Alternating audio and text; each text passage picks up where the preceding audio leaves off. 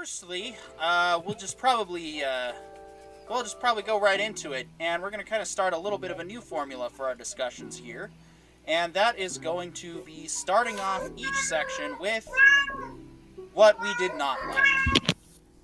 And so, Corione, you seem to be expressive about what you did not like in Strange New Worlds Episode 3, so why don't you go ahead and start off the discussion today? Yeah, so it was an interesting episode, I will say that. The major issues that I had with it, though, is we get into some very, very heavy canon violations here. Under normal circumstances in universe, the rules about eugenics, about genetic engineering, only applied to humans. Other species were allowed. This was established in Star Trek Enterprise, that humanity and the Federation in large didn't have a problem with other non-human species engaging in genetic engineering, provided it didn't cause additional conflict in the species. So, for example, the Denobulans, which we had a point of view character in Dr. Phlox, was genetically engineered, but it wasn't considered a big deal because they'd been doing it for so long. Like they had done it so long ago in their past, it didn't matter anymore. Now we have an episode where suddenly it is a huge deal, that the whole premise of this episode is they had to try to remove their genetic enhancements in order to be accepted into the Federation, and that just doesn't make a lot of sense from how the Federation is supposed to work. So that kind of rubbed me the wrong way. We have another example of a character whose room is gargantuan. I've never seen a first officer get a room that big. I'm starting to think I need to apply to work on this ship because it's bigger than my house. Conversely, though, you have Lahura, who's sleeping in what looks like the room under the cupboard under the stairs. So, which was a lot like the rack I had to sleep on my ship. Right, and I mean, you would think that you'd be at least a little more equal and reasonable in the distribution of space on the ship, but this just seems a little out of control, in my opinion. I did think that the inclusion of the plasma beings here as people that kind of ran in was a little weird, especially because when you start doing the actual our understanding of physics and everything else is you wouldn't be able to encode a virus onto light, and that's what they kind of went with. It's so far beyond what we understand. I'd be willing to give them one piece of hand wavium here, but the canon violations were just a bridge too far for me on this one. So just to reiterate, the violations that you did not like were the sorry, I'm putting a link for one of our viewers in the chat if they want to listen to the book. Oops, that is not what I wanted. Dang it. Sorry. Actually, John, if you don't mind taking care of the link for the audiobook for Shay Bean in there in case they want to listen to it. So the canon violation that you didn't like was the genetic augment thing. Yeah, so the way they've just dealt with augmentation and whatnot versus how it's always been handled in Star Trek, right? I mean, this idea that number one is also genetically engineered is right on is copying almost whole cloth from Bashir's character from Deep Space Nine. The fact that we've had people serving on ships before, it's starting to become almost a trope in and of itself that one person on the ship is a secret augment or something. Like, it's starting to become more than a little much. Yeah, and I'll just segue into really quick what I didn't like about the episode was I did feel overall it just packed on too much. And by the way, Shay Bean, Pollo Zapatos just put the chat, or put the link in the chat. I'm going to say that backwards more times than I'm comfortable admitting. For the audiobook version of Forever War, which is what most of us use to listen to, because personally I like audiobooks more than reading. For myself, it's easier for me to pay attention to the story, especially if it's good. And we'll get more into that at the second half of the show. Regarding what I didn't like, I think we did pack on a bit too much. I personally don't mind the retcon a whole lot. I think it's you're talking about a character that wasn't super well established to begin with, and they're obviously they decided to utilize that to tell their story. I think the overall feel and atmosphere of the episode was still good, and overall, to me, it gets a pass, but it's definitely not perfect, and I think that we can still try to move forward from this into more original ideas, into better stories. But we can get more into that. Chris, why don't you tell us what you didn't like about this episode? Sure. Well, just in general with this show, I've had to watch it kind of convincing my brain that it's a whole new cast of characters on a whole new starship. And the reason I say that is because if I don't do it, then I'm constantly having to think about and scrutinize the canon conflicts that were just mentioned. And it just completely, frankly, it overwhelms me because there are so many. And that can be spoken to across all 3 episodes. I mean, they started it right in the first episode with the Gorn, and they continued it, as mentioned here, in the 3rd episode. It really feels like there's this weird conflict going on where they really want to do their own thing with a whole new concept and ideas, which isn't necessarily bad, because there are things I've liked and there's things I've disliked. But yet they're using this established character set with these established rules, which they're kind of not caring to follow very well, because they kind of just also want to do their own thing. So I think that came into play for me again with this episode. Going to like that kind of 3-episode test rule where you say those 3 episodes in now, whereas a show like the Orville, the 3rd episode really caught me and grabbed me. Now we're 3 episodes into this show, and I don't think I'd watch any of the 3 of them a second time. I wouldn't, removing myself from the established characters in the canon. They were okay. I mean, they weren't awful by any stretch, but none of them were really amazing either. And part of me hopes that this show can at least reach a point where there's a few, like with past shows, with past shows like Deep Space Nine and Next Generation, original series, all of them, that each season has a few really just spectacular episodes, because that'll really make it more difficult to say, well, canon, but great writing, and to have that argument. But the genetic storyline with number 1 in this episode, it was nowhere near as interesting as Dr. Bashir. I don't find her to be nearly as interesting a character. I'm not sure there's a character on this show that I like as much as Dr. Bashir. Now, that may be a high watermark because I like him as much as I do, but, I wonder 10 or 15 or 20 episodes down the line if I'm really going to find myself invested in the characters at all, because right now, it's like, okay, everyone on the ship is dying, and why do I care? It didn't really feel anything about it, Yeah, anyway. It's not. It's probably not going to. It's probably not going to get to the levels of Trek that we're used to or that we expect. And I don't necessarily want to. Am I making an excuse? I am. And I'm not afraid to say that, because I'm enjoying the show for what it is, but I'm also not putting it in high regard either, because it's better than Discovery. I enjoy it better than Picard. I mean, I didn't even bother with episode 2 Picard, or season 2 of Picard, excuse me. Also do want to shout out Maria. Thank you so much for sharing the channel. We absolutely appreciate that, and I do want to be doing more of that in return. And of course, as we continue to grow together, as Orville Nation puts it, I think that'll be a lot easier to do over time. And of course, thank you, Punk Media Karaoke. Absolutely correct. Drink your water. I'm going to drink my Baja Blast, but I'll get to my water. Close enough there. Yeah, close enough. Soda, water, it's the same thing.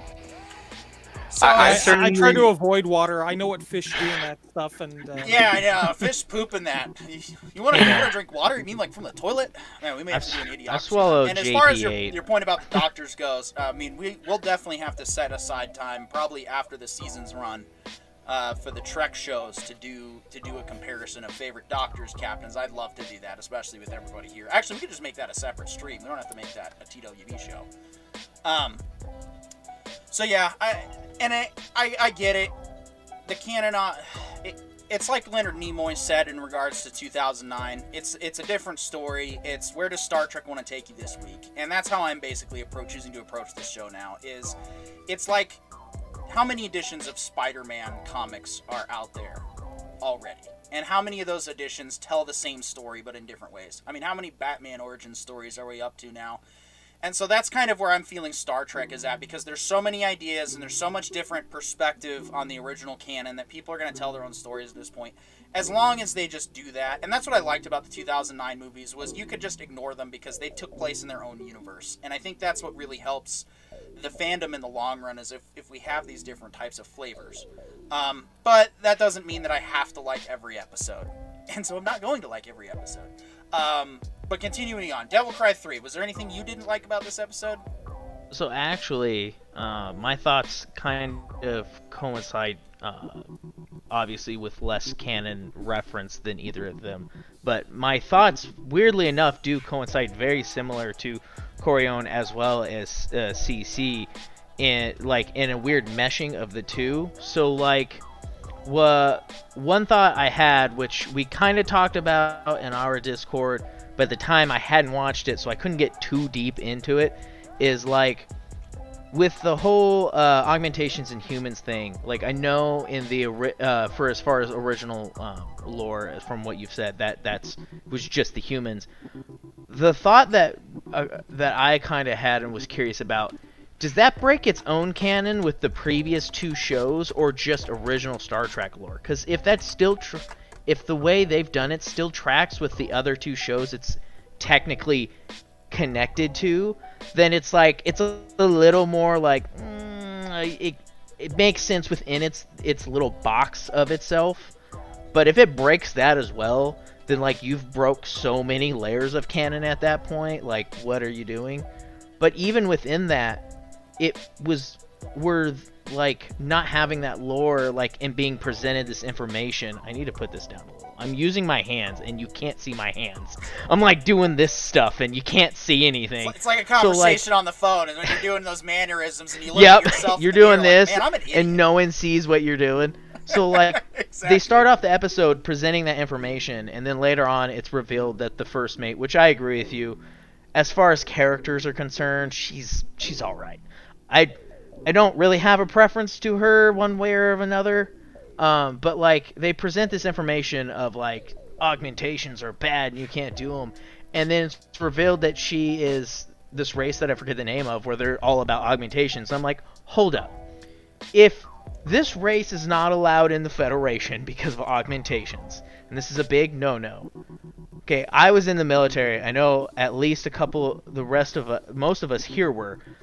The level of physicals you go through and the screening you go to, you're not going to convince me. That's what broke it for me. I was you're going to convince me that this woman full of augmentations made it onto the ship when they're not even allowed as part of the Federation? That Starfleet knew she was an Illyrian. Exactly. Because she pulled up her childhood photo of them scanning her as an Illyrian. It doesn't make sense that who did she trick?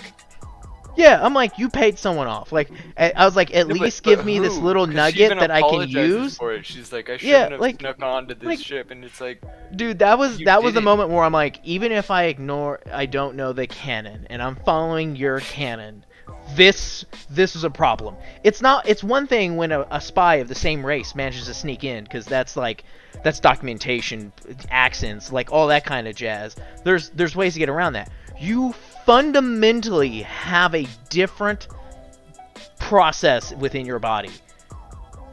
That is super noticeable. What have we done here? And then on the same note, I think it was CC who was saying this. It's this thing where it's I'm enjoying the show. I don't even from a person who doesn't have a ton of Star Trek knowledge.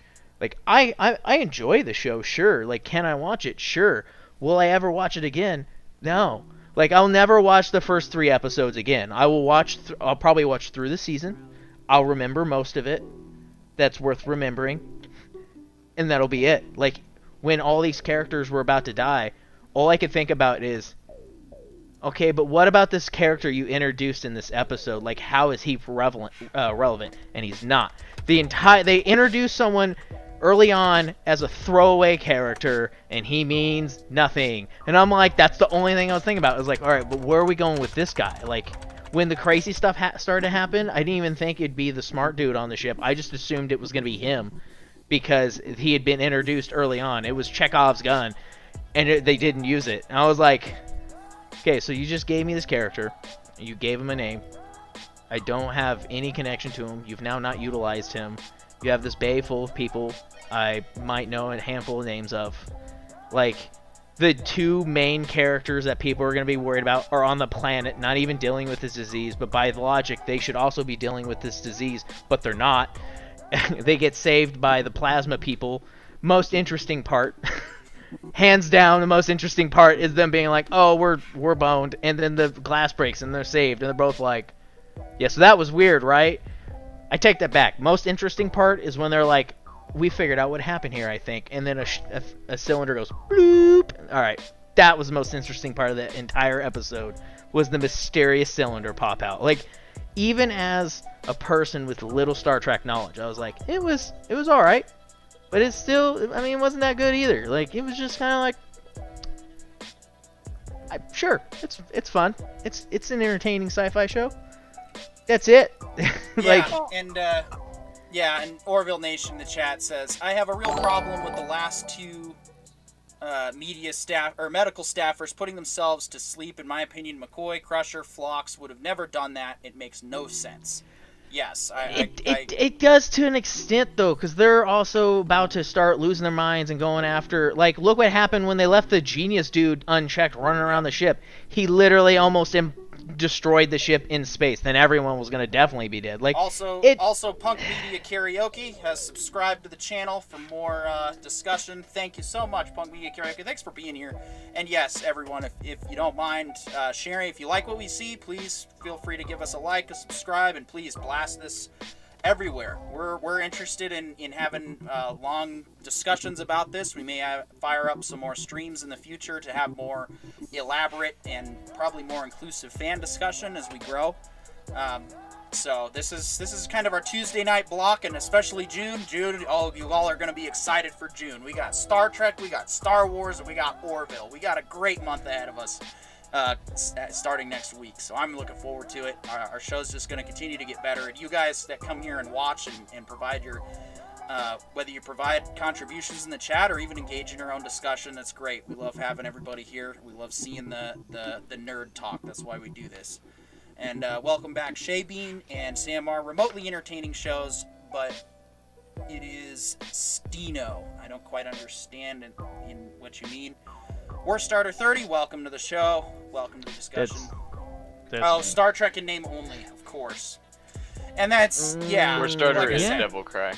As Strange New Worlds is nowhere near the original series or the, it's definitely the first couple episodes, I would argue, are better than some of the worst of the TOS and TNG era episodes.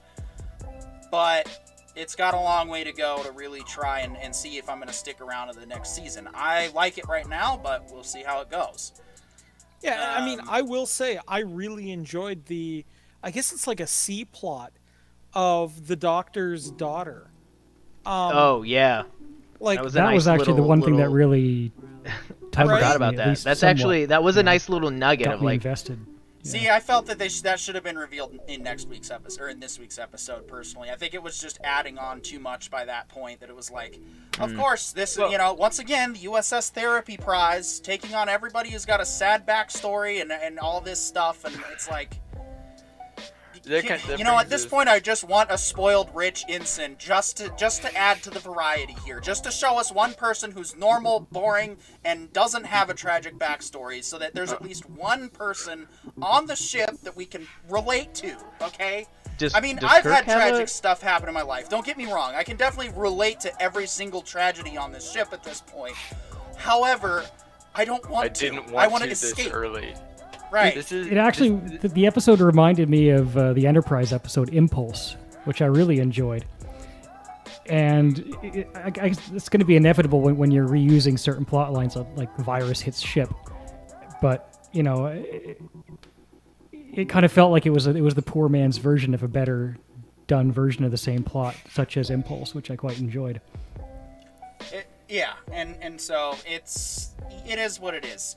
John, any thoughts on what you did not like about episode 3 of Strange New Worlds?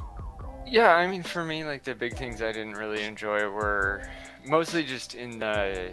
It's so fast. Like, I feel like a lot of these shows are under the impression that they're going to be 100% beloved right out the gate, despite, like, all of the evidence to the contrary. And the way the writing is going is just like, you already love the characters, let's skip ahead a couple weeks. And it's like, no, we don't know any of your characters. You just wrote all new ones. You replaced known entities, and now you're trying to give them backstory. And we're here to hope for the best, but prepared for the worst, because we've seen Picard, we've seen Discovery. And to me, that just seems like they're not paying attention to the reality that they have failed. Like, they're just not accepting it. They're 100% ignoring that everybody hated their last 2 shows, that the majority of their view counts were dramatically reduced in comparison to even, I bet you people going back and watching reruns on Paramount Plus are higher by a long shot than Discovery or Picard. Any episode, I bet you every other Star Trek show on Paramount has more views, minus maybe this new one so far. And Yeah. but like with this new show, I feel like one of the biggest things that like really just made it seem so forced was that like this really feels like a 7th episode in a 22 episode season, where like we're finally gonna have a ship centric episode, but it was episode 3. And it felt like it felt rushed. Like, we didn't know any of these characters. We don't care about them. Honestly, when everybody started dying, I was like, oh, that's a great way to start over. Just kill off all the known characters and let's go. Keep 3 of them. Now we know. Now we have a real tragic backstory that we, the audience, experience with them in real time. So Shaybean in the chat. So we're kind of gonna break a little bit from our Strange New World discussion for a second, because they ask a valid question. As a person who has no Trek knowledge, why did people dislike Picard? I thought Sir Patrick Stewart was generally loved. Looks like Orville Nation and Sam R have responded. I'll actually read the responses real quick. Oh no, wait. Okay, they haven't responded to that question, so I'm just gonna leave those be for a second. Shaybean, for myself, because here at Writer Brothers, we typically represent our own views. Nobody in here agrees with either of us 100% on everything. That's why we have our panel. That's why we have discussions. So, speaking for myself, why I didn't like Picard is it was a departure from the original character. If you go back and you make the time to watch all 7 seasons of Next Generation, which you will not feel that as time wasted at all. You will feel worthwhile. You're going to see a huge difference between that Picard and even the Picard in the Next Generation films. Generations, Insurrection, First Contact, and Nemesis. The Picard we see even in the movies, while that was also a departure from the show, is not this shell of a person that we see in the Picard TV series from Paramount or from CBS, whatever. The Kurtzman Picard is what we'll call him. That character is not anything like the original character, because instead of going back to the original source material, they basically let Patrick Stewart make the character into himself. And while Patrick Stewart is appreciated and respected as an actor, in real life he's a bit of a weirdo. And I don't necessarily mean that in a bad way. He's just very... he can be very egotistical, and he can be very self-centered, and that's his business. I'm not trying to knock the guy particularly. It's just, there's a reason that actors don't typically get involved with the writing or with directing when it comes to these types of productions, and that's because they don't understand the character that they played. They can put on the face, they can become the character, they can give us what we see, but it doesn't resonate with them the same way that it resonates with us fans. We don't see Patrick Stewart as Captain Picard. We see Captain Picard first, portrayed by Patrick Stewart. And so that's the problem that I had with Picard, is by the end of season 1, we were just... we were just off the deep end with everything sci-fi. Nothing made any sense. And I just didn't bother with season 2 because I didn't care. I was disinterested in all the new characters that they had introduced and tried to force me to like. And that's really what I hated about Picard, was it forces you to try to like these characters. And so that's my issue. But if we want to go around the room real quick and state what we did not like about Picard, Corion, go right ahead. Well, I think you've basically hit the nail on the head that Patrick Stewart should never be allowed to actually write Picard, or for that matter, direct Picard.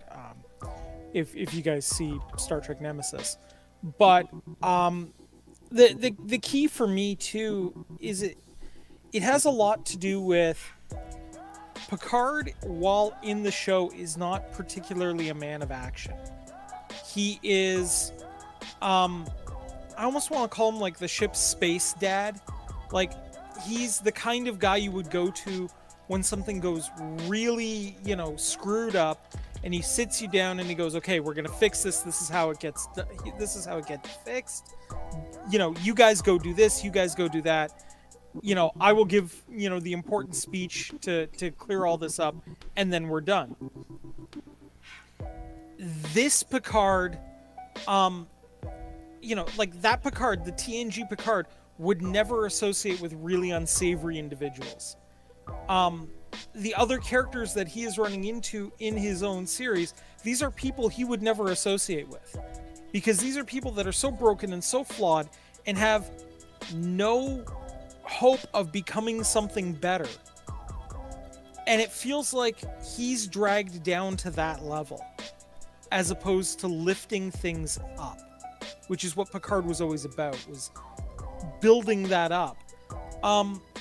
That it feels really alien to the character, and it feels really alien to the previous 7 years. And I think if you're going to have a massive departure like that, name the character differently, right? Like, tell a different story, because this, it doesn't feel like Picard. It feels like what I would expect of like some broken lieutenant that retired early and didn't see the point of his service or something. Basically, it's a show based on the Picard in the episode Tapestry. Is what we see. Shay Bean in the chat says, that's funny because my general impression I got from any commercials I saw for Star Trek was Picard just sitting in a chair smirking. Well, here's the thing about that, Shay Bean. We didn't even get that. So... And here's another point to that, Shabin, is because the Picard that's smirking in the chair is this 100% tried and true gentleman, the honorable hero. He knows right from wrong every of the time, even when it's an abstract simulation malfunction that makes him fall in love with an actual, like a simulated person, because he goes into a long journey and stuff like that. And that Picard he's whole. He's a man's man, and he knows what that means to him. And he knows what Starfleet stands for. He knows what Starfleet always stood for. He knows what it stands for in his heart. And then he also knows what it stands for to each of his crew members. In this new show, we're watching a 96-year-old Sir Patrick Stewart go through a 25-year-old's journey. Like, he's suddenly having his midlife crisis at the very end of his life. It's like, suddenly, like, the show is trying to tell us that his world is unraveling, and he just never saw it coming. But at 96 years old, I don't think any person could actually handle that. Especially the amount of space travel he's attempting to do every day. And it's not even just 96-year-old like Sir Patrick Stewart. It's 96-year-old Picard. Like, it's the oldest Picard we've ever seen, and somehow he acts like the most teenage Picard we've ever seen. And fortunately, we don't have to blame Sir Patrick Stewart for any of the writing, because he has 0 credits. He didn't get any credit. No, they probably didn't give him credit, but no, they definitely. No, but you see, I think that's the problem though, is he was talking to new Star Trek writers about his character Picard, and they were also like, well, we love Sir Patrick Stewart. We also want to incorporate that because we've seen all of your musical history. Because it was something Carrion brought up in our personal discussions before the show started. but a lot of writers have zero experience past education right now. A lot of the people that are getting hired out of school, and they're not, that's it. Like, they've been to college and they can think of Project X as their most eventful party movie. But they have no experience being an old man. No, you don't have experience. You don't understand, okay? I just graduated, and I had to deal with one person on the internet disagreeing with me. Literal assault! Literally assaulted! I think that's the funny thing, is a lot of the people complain about people, like, talking about them on the internet, but, like, I'm really confused, because a lot of these people are technically my peer group, as far as age and experience goes, and, like, I'm pretty sure the people that are writing these stories should be more than equipped for the internet hate, because if it's anything like it was when I was in high school, you can get used to it. You can get over it real fast. What I have a problem with, as far as like blaming Picard for the writing, is like, no, like Patrick Stewart wasn't paid to write. He wasn't These writers paid to write, were. But it is. They were given dollar bills and they wasted them. It has been echoed by several different sources that his influence and his personal injections and changes into the character were influenced on the show. Well, and that's the funny thing though, is like Picard wasn't even a bad character in his show. No, he wasn't. Like, and that's why I don't really have a problem with Sir Patrick Stewart.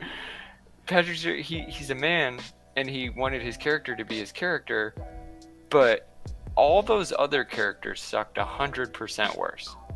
Like I don't remember any of their names. Even it's not the problem. Even the cameo from his first his number one. I hated it. I was betrayed. I was like, no, this dude is one. Like, honestly, he should have been running Starfleet. But anyway, anyone want to share any final thoughts regarding Picard? CC or Chris, I saw that you basically said that you didn't really watch it, which that's fine. After Axanar, I completely dropped off of Star Trek, literally until this show. Yeah. So, yeah, that's definitely something we'll probably have a show or maybe a special live stream dedicated to is talking about that particular project, because that's a whole nother assault on creativity that we just don't have time for this show to get into. But I would like to transition to a little bit more optimistic sayings, or optimistic what am I trying to say? A more optimistic appraisal of the situation, so to speak, to quote other sci-fi, and that is, what did we like about Strange New Worlds Episode 3? So, Corione, is there anything at all that you could think of that you actually liked that you want to share? Yeah, well, I mean, I said before, I really liked I want to call it the C plot of the episode, where we had the Doctor reveal that his kid is basically being kept in the buffer, and the reason why he's actually out in Starfleet is he's looking for a cure for his daughter. I think that's an interesting play on it. I also love that we actually got to see a good dad. Like, think about that for a second, right? We got a sci-fi show with a good, positive dad role model, right? I mean, here he is. He's reading to his kid. He's being a father as best he can in the environment that he's got. And you know what? I friggin' love that. I loved the interplay between Spock and Pike. I thought that worked out really well. That entire plot of them being stuck on the surface, where Spock is really more interested in the book he's discovered than anything else going on around him, where Pike feels like a tiger trapped in a cage, was a fantastic dichotomy of like the Vulcan-human relationship, right? Where we have the very rational Spock sitting down reading a book because what else is he going to do? And we have the passionate Pike going, well, come on, we got to figure out something to do, right? And Spock's kind of sitting there going like, yeah, I'm reading. That's what I'm going to do. The delivery on that line was kind of corny, but, I'm arming us with knowledge. It's like, but that's also TOS corniness, though, too. Right. I mean, that felt right in a lot of ways for the series, though, right? I mean, I am good with a bookworm Spock, right? The jacked Captain Vulcan that we got was a little bit much for me. Like if he threw a shield, I wouldn't have been shocked. But the sit down, read a book while, chaos and madness is going on around him, yeah, I'd buy that, Spock. Right? I enjoyed that. I actually liked the conversation that happened near the end of the episode between Una and Singh. Because we actually got what I felt like would be the real conversation that they would have there. Like I'm not upset, I'm more disappointed that you couldn't discuss this with me. Right? And I'm upset that we couldn't have that kind of conversation because you were so worried about the trust issues. Not that, I kind of feel bad about that you didn't feel like you could trust me with this. And you know what? That's a very real conversation. I've had that conversation about a different matter. So I can relate to that. I bought it.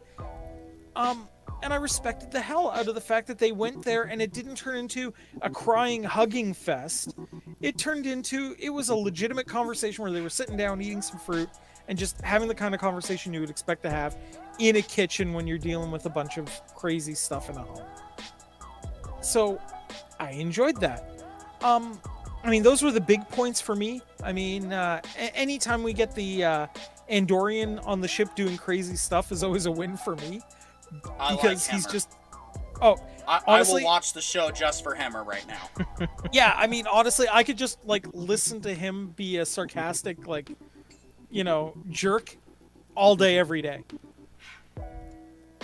Exactly. And real quick, Orville Nation in the chat makes note. Kate Mulgrew is said to have put her foot down, did not want to F up her legacy in Prodigy like Patrick Stewart was doing. Yes, and she's actually doing a very good job of that because she's actually been starring as Admiral Janeway in Star Trek Online, as well as her mirror counterpart, Marshall Janeway. And she is doing an absolute awesome job at both of those roles. She's the first of the original 5 captains to join the game, which is very awesome and lots of fun to play alongside Captain Janeway. That's like a dream come true for a lot of Star Trek fans, especially Voyager fans. And so, yes, that's a very worthwhile point overall. But at this point, I would probably watch a Captain Janeway show because if they put it in the STO universe, fine. At this point, like I said, I'm basically treating these newer Star Treks now, especially Strange New Worlds. It's like a comic book to me. It's like, it's Spider-Man versus the Amazing Spider-Man. And I think that's probably what this overall K-Trek universe will be, is it'll just be his take on the universe, and hopefully in the next 5 to 10 years, when it's time for somebody else, hopefully more competent to handle Star Trek, we can either go back to it, or we can try something completely new, completely set apart from all of the Star Trek. Like, seriously, it's a big galaxy, people. It's a big timeline. We can do something fresh if that's really what's best for everybody in the long run. Greek Flag, it's a very, very bad comic book. Yes, it most definitely can. I agree. The Discovery issues and the Picard issues were pretty bad. Moving on. Chris, what did you think of... what did you like about Strange New Worlds? Episode 3. I'll start by saying I think Corian hit on all of the writing parts that stuck out to me the most as being the better parts of the writing in this episode. But I've enjoyed the production. I think the production values have been really, really great, and especially when I was watching this episode. In fact, the first thing I wrote down prior to the opening credits is like, that's a great opening sequence. At least so far, that captured me. And I loved the cinematography in this episode, especially over the first 2. And it made me have to turn around and say, okay, who did the camera work on this one? I liked all the framing, how how Una's in that one scene, she's standing in front of the screen, and it's kind of like it's framing her head around. Like there's just a lot of thought about the composition of the shots.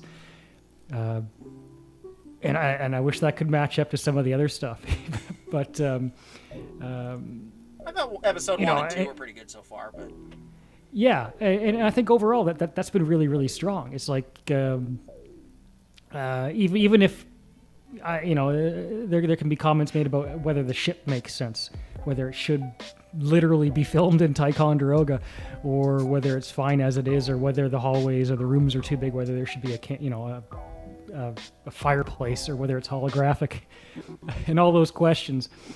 It's still slick design.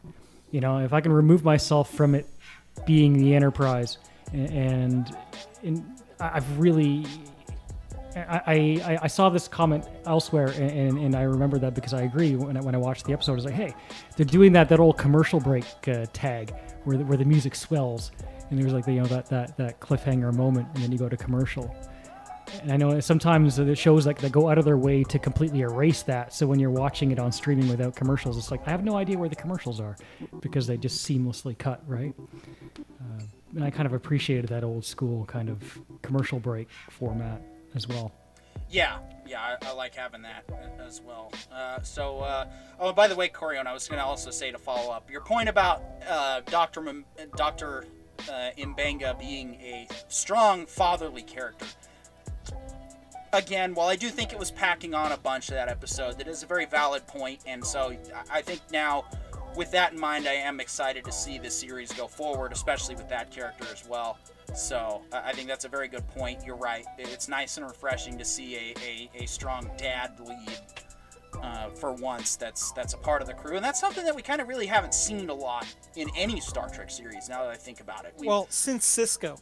Right, exactly. We saw that with Sisko, but there was also kind of that expectation of that, though, at the same time, because he's also the commander. So, of course, he's probably going to be a good dad by default, and he more or less was. He had it figured out. He balanced duty with being a dad, and he did a very good job of it. Now we're going to see a character that doesn't quite have those same responsibilities, but those responsibilities are more in the backdrop, where he's the chief medical officer aboard the flagship, but the expectation isn't going to be as much for him as it would be for somebody like Sisko or anybody in that position. But yes, it is refreshing to have a strong father character on the crew. Let's see, Greek Flag with Nate Knows 1973 says the ship is all wrong and way too big, and they still only have 300 crew members. Strange New World Enterprise looks like it was built by Doctor Who because it is bigger on the inside. Personally, I like the design. It's a different take. It's definitely a better true to form style than the Abrams design was. But I'm also just a ship guy in general. You point a Camaro of any year in front of me, even the Catfish years, if it's done right, I'll enjoy it. So that's also where my love for the ship kind of comes from, is I can appreciate a different take on a classic car. But at the same time, I can also understand and respect the perspective of wanting it true to form to the original series 450 crew battleship that it more or less was. Well, I mean, I will add in, right? Look, I can appreciate updating the existing stuff, right? I mean, like, let's be honest. The 60s ship, even when they did it in Trials and Tribulations, looked really dated, right? So I have no problem going, this is probably similar to what Gene would have done had he had the technology and budget to do it. So that's the uniforms forgivable look in very my sharp book. too. Yeah. Oh, sorry, I didn't mean to cut you off. Oh, no, it's forgivable in my book. My only issue is the logical parts of it where, the captain seems to have, like, geez. I'm waiting to see that he's got a loft as well in his cabin here, right? I mean, it's getting to, like, it's a little ridiculous. I don't see why you'd have such high ceilings, as an example, right? Yeah. That is definitely, I think that you can easily point that to simply being from a cinematography perspective. It's a lot easier to shoot in bigger halls than it is. And that was actually, funnily enough, an issue with Star Trek Online because of the camera perspectives. That's why the original interiors looked so ginormous, was because they couldn't figure out the field of view and whatnot. Now, obviously, it looks a lot better and it's more closer to scale. And then Orville Nation says, I like the opening intro. Yes, I love it. I think it's better than I'd put it up there, probably above Voyager and even DS9. It's a very good Star Trek intro, a good sort of modern remix of the original theme while also standing out on its own. I've watched the intro a few times outside of the show because I like it, and sometimes like to hype myself up to play STO by watching it. Yeah, the little theremin piece at the end there is just, it's the perfect little kiss at the end of the opening. Yep. Brandon, what did you like about episode 3? Right. So, I mean, as said before, Corion and CC both cover pretty well. Though I have a couple little tidbits of like, I agree. Like, my favorite part over a period of time was definitely the section with Pike and Spock down on the planet. Though to be fair, in the beginning portion of the episode, I thought that's where our main source of conflict was going to be. I thought like the main like ongoings of everything going on was going to be between them and the Storm, and then it ended up being like this really small plot point of like, and even then the Storm ended up not even being the main source of like conflict. It was the plasma people who saved them. So like that was like that part was kind of odd, but I did like all the interactions between them, the leading up, all of that was. I really liked that. Like I said, I originally thought that was going to be a bigger point of contention. Now I'm trying to get back to things I like because I was thinking about what people said about some other things, and I agree and disagree about different facts. That's fine. Just because the screen says what we did like doesn't mean you have to actually follow that. That's it's a like guideline, not a cop. Yeah, fair enough. Well, it's like when talking about like spacing and stuff.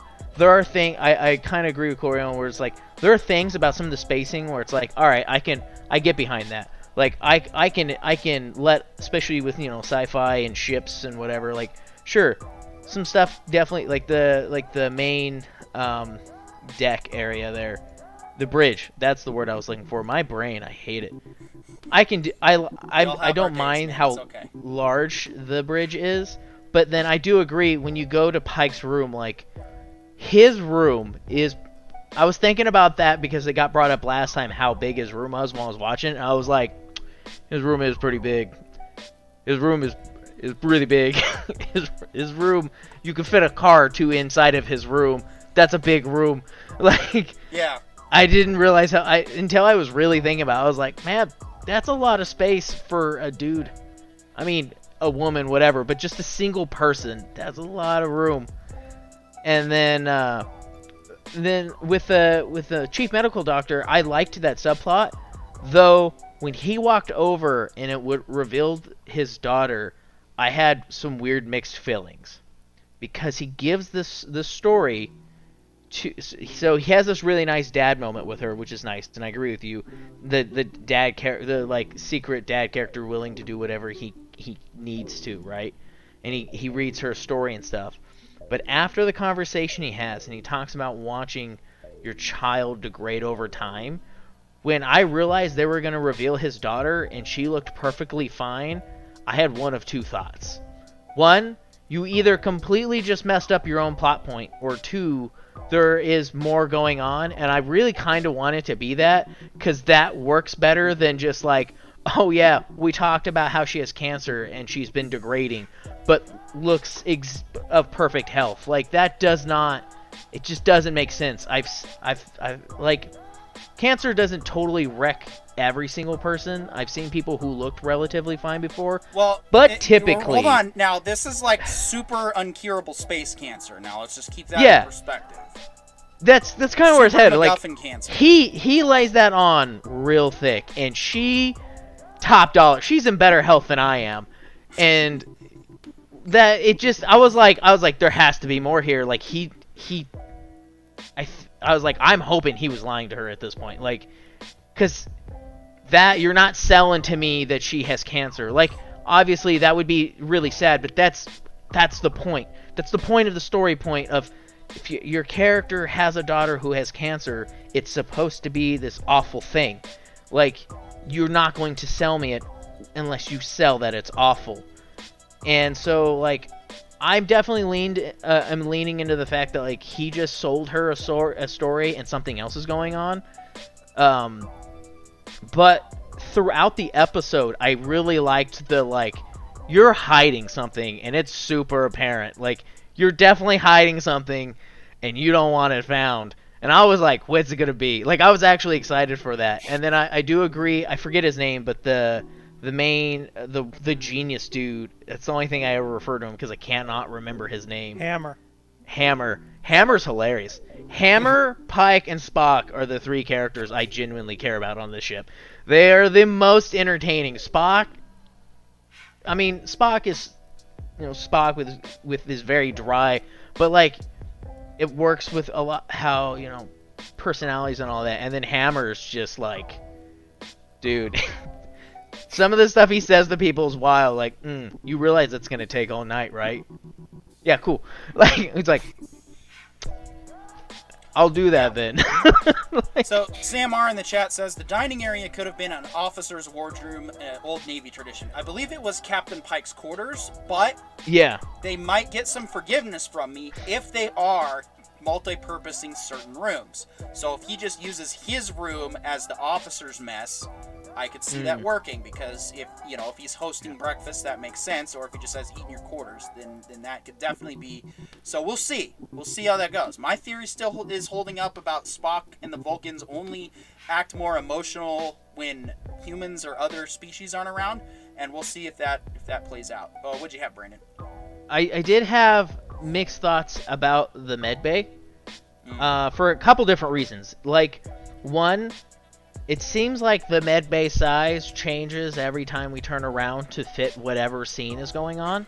Like, there's only one point I actually recall seeing them move into a different room, and that was when she's talking to him and they move into like his office area. That's the only time they actually make a room change.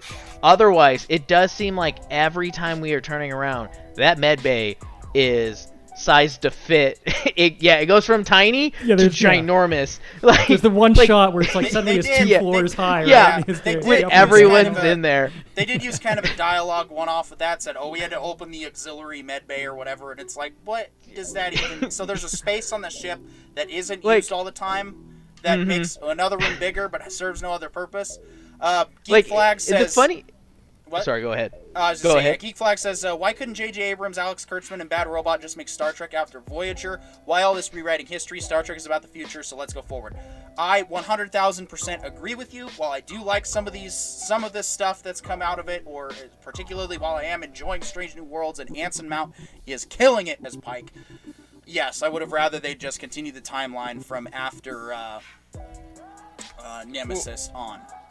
I think Orville Nation says, knowing the writers, to me it felt like Pike and Spock are kind of sidelined in this episode instead of their absence being a natural part of the story.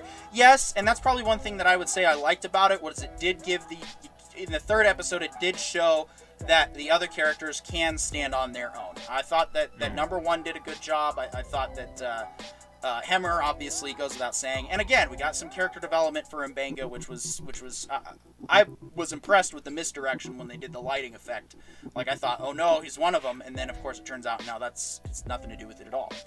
Actually, I've got a good writer reason why they had to get Spock at least off the ship during this virus.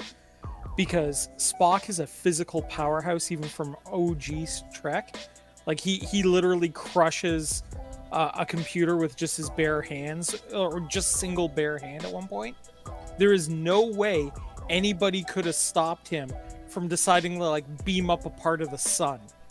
Or override a warp core because he just wants more light. There's nothing anyone could have done on that ship. They just kind of would have been like, well, I guess we're dead then. So they had to get him off the ship in order to be able to do this story. Yeah, but that doesn't fix the logic of why didn't they get sick? They're on the planet the disease came from. That still doesn't... That part never... Like, I was like, but if that came from the planet, and they're talking about how everyone got sick on the planet... Yeah. Is your only logic that there was no lights? Episode 3 in the chat, by all means, and I'll try to read everyone, but I'm just going to put mine out there, C- passable overall. Not super great, but not terrible to the point where I wouldn't watch it or wouldn't recommend it yet. Anyone else? My opinion of the episode is it's definitely closer to a C or a D, especially in terms of where it belongs in the season. It does feel like a later episode that, like, maybe if we hadn't seen Dr. M'Benga few episodes really play or flex his character, it would have been nice to finally get to know him. But instead, it's like we just got to know Pike. We barely even got to meet number 1. We just met Uhura. Now we're meeting number 1, the doctor, the nurse, and then we're just going through this like harsh list. And when it comes to like